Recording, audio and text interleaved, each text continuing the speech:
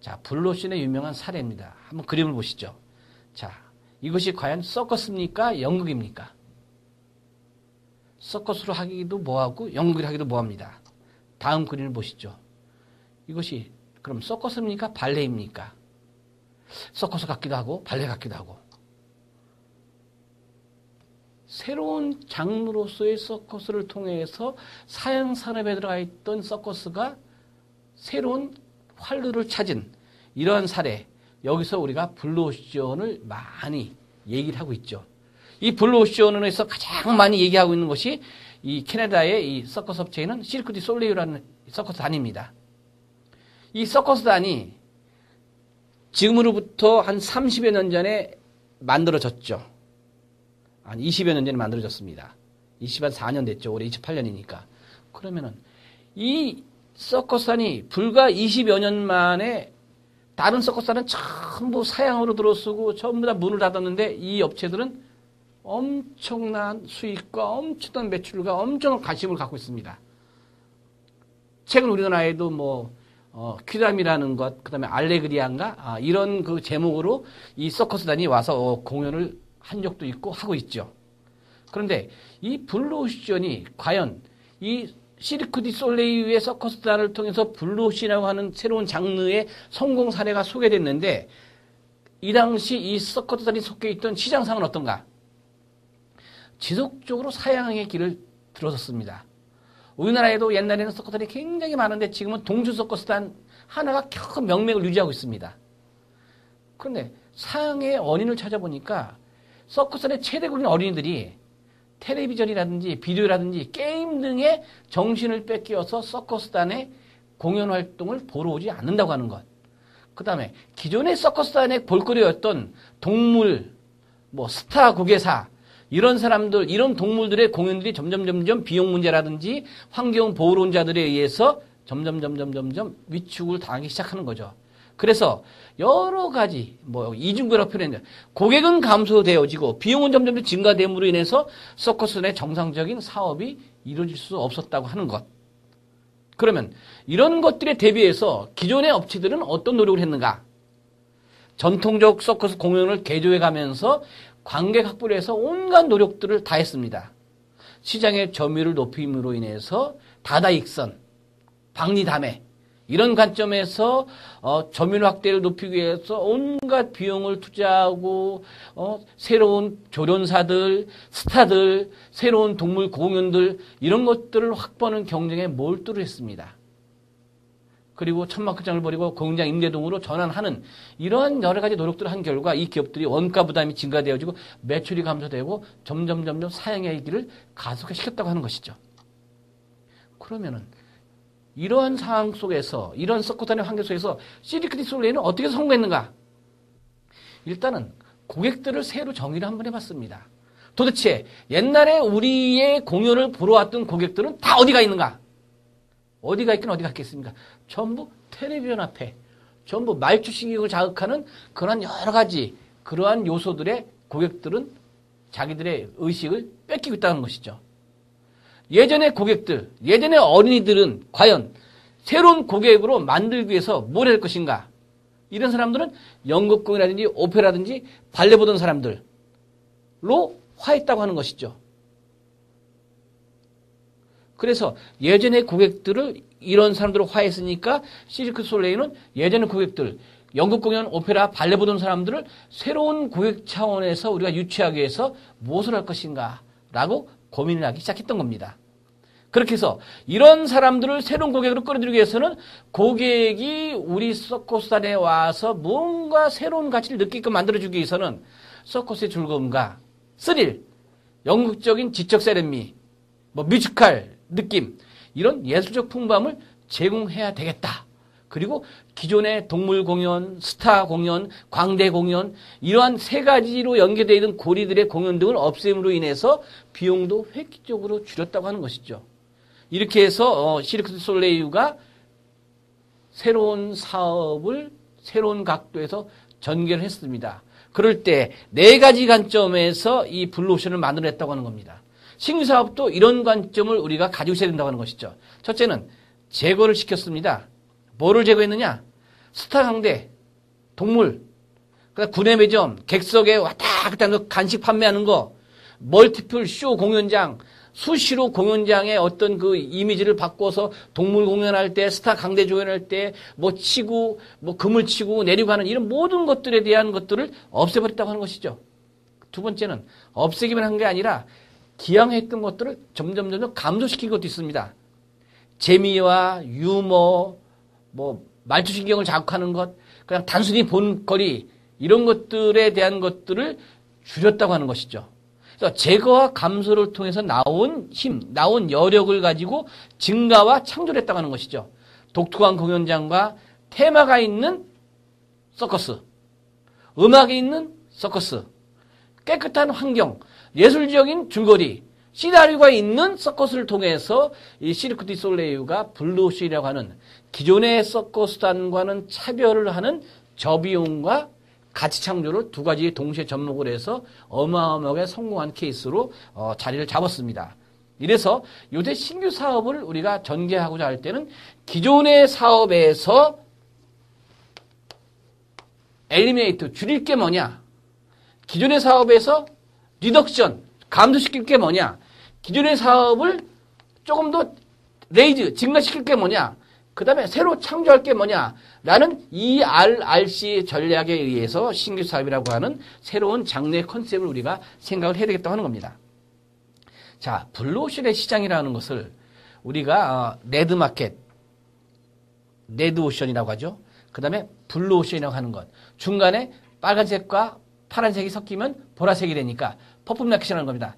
블루오션과 레드오션, 퍼플오션의 시장의 특징을 보게 되면은 시장이 기존의 레드마켓이라고 하는 것은 현재 우리가 경쟁하고 있는 제품을 기준해서 시장을 세분합니다. 근데 퍼플마켓은 제품이 아니라 고객을 기준해서 보는데 블루마켓은 비경쟁 영역을 본다고 하는 것이죠. 지금 기존의 제품이 나와 있고 기존의 고객들이 있는데 지금의 제품과 지금의 고객이 아닌 새로운 제품, 새로운 고객을 보기 때문에 기존 시장과 충돌이 일어나지 않기 때문에 이 기업에서 하고자 하는 새로운 사업, 블루오션 시장은 성공한다고 하는 것이죠. 그러니까 이미 진출되어 있는 기업과의 관계에서도 시장의 관계에서는 레드와 퍼플은 경쟁의 관계지만은 블루오션은 비경쟁의 관계라고 하는 겁니다. 따라서 진입지 시장이라고 하는 것은 레드나 퍼플이라는 것은 제살 까먹고 현재 하고 있는 사업을 대체하는 정도의 효과밖에 안 나오지만은 블루오션은 전체 시장이 확대된다고 하는 겁니다. 아까 말씀드린 대로 프라보노라고 하는 것과 자일리투라고 하는 것이 충돌이 생기지 않으니까 자일리투라고 하는 새로운 시장, 자일리투라는 새로운 제품의 비경쟁 영역이 생겨짐으로 인해서 전체적인 시장의 규모가 커졌다고 하는 것이죠. 우리가 냉장고로 따질 때 김치 냉장고라고 하는 것이 시장에 새로 선보여짐으로 인해서 기존의 냉장고 시장이 없어졌느냐? 오히려 기존의 냉장고 시장이 더 확대됐다고 하는 것이죠. 그런 것들이 바로 블루오션에 의한 새로운 제품의 개발 컨셉이라고 하는 것이죠. 자, 시장별 전략도 한번 보시자 그러면은 시장별 전략에서는 기존의 레드오션이라고 하는 것은 제품 지향적입니다.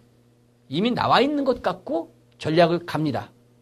그런데 퍼플오션이라고 하는 것은 현재 고객 지향적이고 블루오션은 미래 지향적, 비경쟁적인 것을 목표로 삼아서 신제품의 이 시장을 본다고 하는 것이죠. 그래서 가치 혁신도 레드는 우리 입장, 퍼플은 고객 입장, 블루는 경쟁사 입장을 고려한다고 하는 것이죠. 후라브루가 전혀 자일토리 시장에 들어가는데 못 느끼게 만들어준다고 하는 겁니다. 그래서 대상 고객도 레드오션은 기존 고객을 대체하는 겁니다. 퍼플오션도 기존 고객을 대체하는 겁니다. 그러나 블루오션은 잠재 고객을 창조한다고 하는 것이죠. 그래서 퍼플은 좀 놔두더라도 레드오션과 블루오션을 놓고 볼 때 레드오션은 흔히 얘기할 때 이 레드오션은 땅 따먹기입니다. 땅 따먹기. 남의 땅을 뺏어먹는 겁니다. 왜? 기존 고객을 대체한다고 지금 말씀드렸지 않습니까? 근데 블루오션은 간척사업입니다. 간척사업. 그렇죠? 왜? 잠재된 새로운 고객을 만들어내는 거니까 새로운 시장을 개척하는 거니까 간척사업이라고 하는 것이죠. 따라서 우리가 심리사업을 개발한다고 할 때 이왕이면 어떤 각도에서 어떤 방향으로 개발을 해야 제작 깎아먹는 그런 신규 사업이 아니라 성공할 수 있는 신규 사업을 만들 것인가라고 하는 것이죠. 혁신 전략이라는 것이 기존의 사업에서는 4P 전략, 현재의 제품, 현재의 가격, 현재의 유통, 현재 하고 있는 판촉.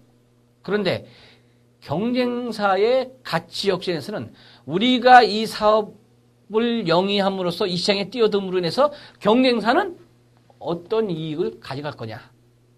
경쟁사는 어떠한 기회비용을 보존할 것인가.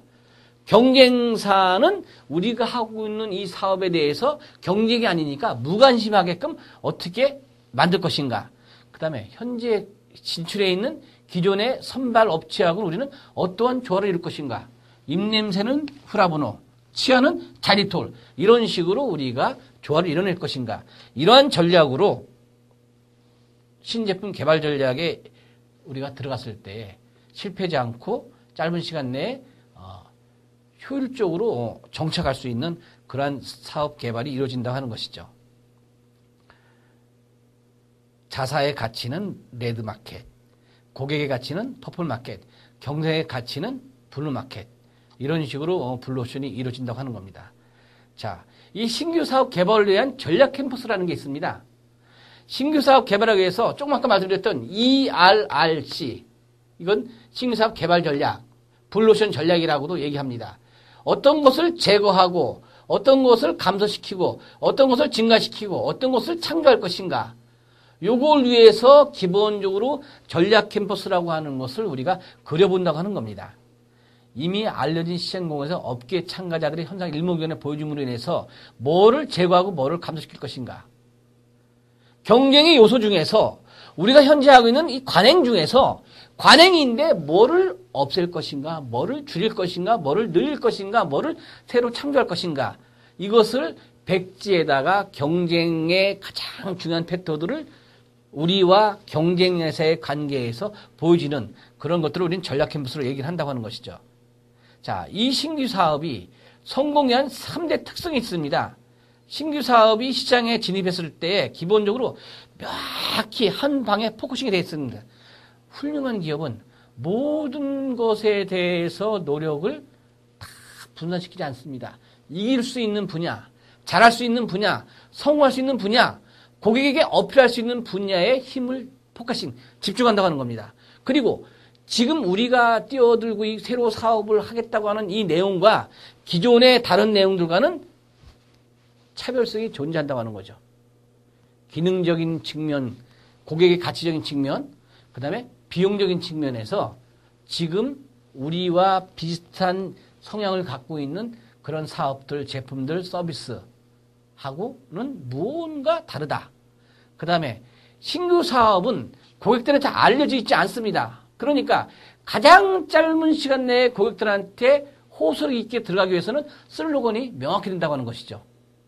가지고 있는 경영자원을 어떻게 집중시킬 것인가, 포커스.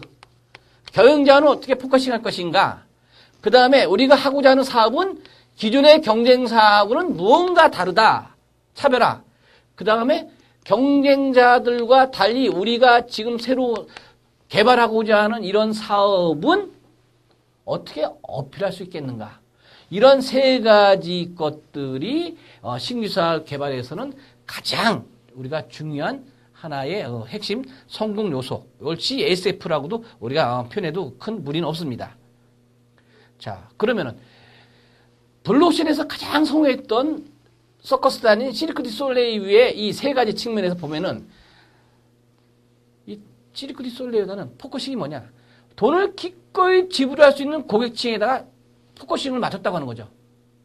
우리 가지고 있는 경영자원을 우리에게 돈을 지불할 수 있는 고객 계층들을 우리의 팬으로 만들기 위해서, 우리의 고정 고객, 우리의 충성 고객으로 만들기 위해서 우리는 어떻게 포커싱 했는가?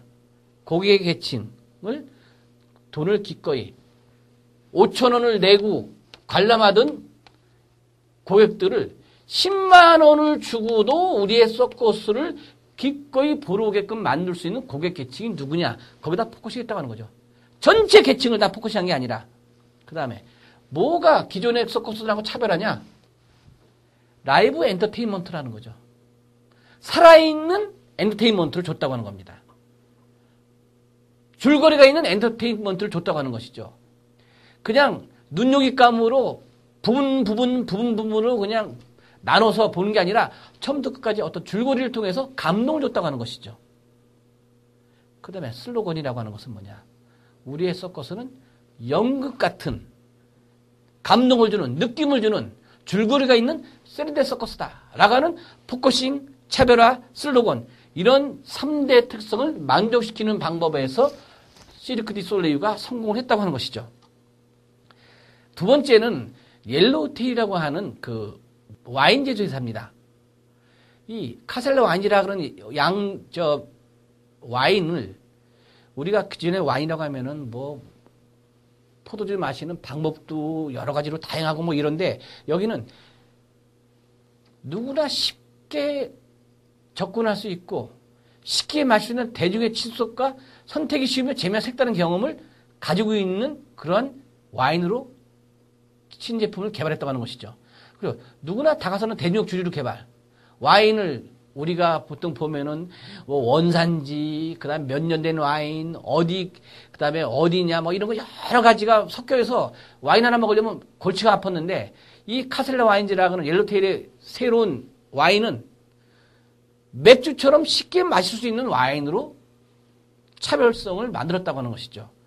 그 다음에 매일매일 쉽게 즐길 수 있는 심플한 와인으로 포커싱, 차별화, 슬로건을 통해서 기존에 들어갈 수 없는 이런 와인 시장에 보다 쉽게 다가설 수 있었던 것이 이런 포커싱, 차별화, 슬로건이라고 하는 3대 신제품 개발 전략의 특성을 통해서 했다고 하는 것이죠. 이런 것을 통해서 새로운 시장에 들어가야 되니까 기존 시장과 우리가 지금 하고자 하는 사업과의 경계선을 재구축했다고 하는 겁니다.